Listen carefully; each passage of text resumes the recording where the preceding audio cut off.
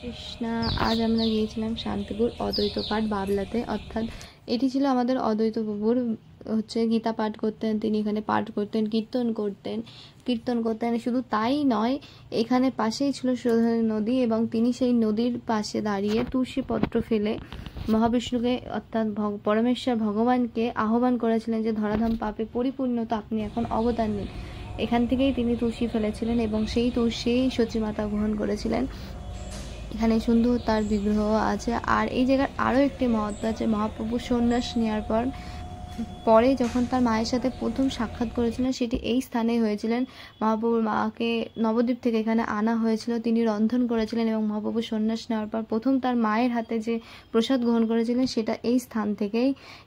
এছাড়াও এখানে আছে মাধবেন্দ্র পুরী, এছাড়াও নিত্যানন্দ প্রভু এবং গৌরাঙ্গ প্রভুর পদচিহ্ন এখানে আছে। জায়গাটা খুবই সুন্দর, সবাই একবার আসবে।